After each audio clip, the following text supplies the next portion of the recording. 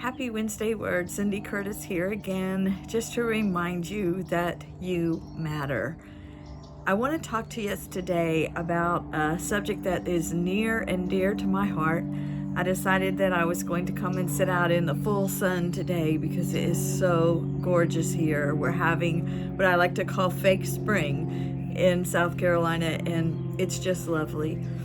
But I want you to know, what are some things that have happened to me that have kept me from being in the peace that I need to be in, and actually really kept me from healing from a lot of pain. And one of them, I like to call it obsessive thinking. And I want you to just go down this journey with me, because I believe that what I'm going to say can be helpful to you too.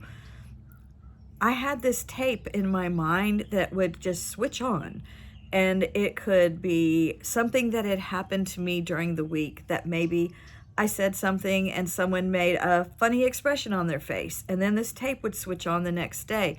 You made that person mad. What did you do? And it was all my fault. And I played that obsessively over and over and over again. Not only did I harm what might have been a wonderful relationship with a friend, I also harmed myself in thinking that way. And I was so accustomed to doing that, it was like second nature, like just taking a breath of air. And it wasn't until I really worked hard at recovery that I realized I have a choice. I do not have to listen to that replay. I don't even have to go there. Now, I will not lie to you. I will be totally honest. This took a tremendous amount of work and a tremendous amount of time. But I'm telling you, it was so worth it. I just made, first of all, a choice, which is what I'm going to ask you to do. Make a choice.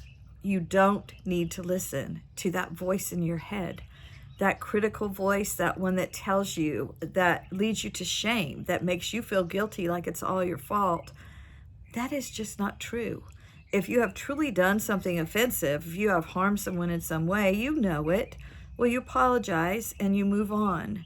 You don't take on the guilt of the world like I was prone to do. So I'm saying to you, you can do this.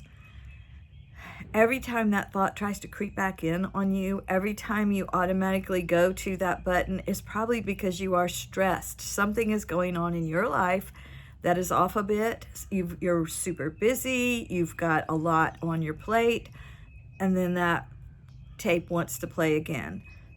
All you have to do is say, no, I'm not listening to that. I am not listening to that. And I will tell you, what really helped me the most of all was relying on God and saying just a little breath prayer at that point of, help me, God, to quit doing this. Help me, God, to stop this thinking. And time again, I estimate that at the beginning of my efforts in this, I would probably say at least 3 or 4 times every hour I was having to do this.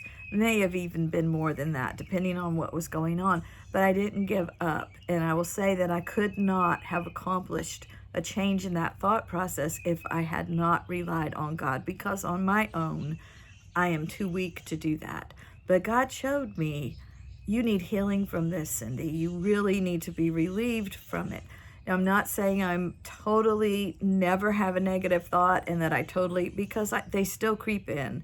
But now I know what to do. I know what tools to use. I know how to say, help me, Lord. And I want you to know that that obsessive thinking is really not healthy. In some ways, I can still get stuck on an obsessive thought, and it could be a very positive one. Maybe an idea I'm having for a piece I'm going to write, or it might be, okay, a little background noise, never heard anything. It might be an idea that I want to try, and I just go on and on and on and on and on and on thinking about that. And that's when, again, even though that's positive and it's positive energy, it is obsessive positive energy.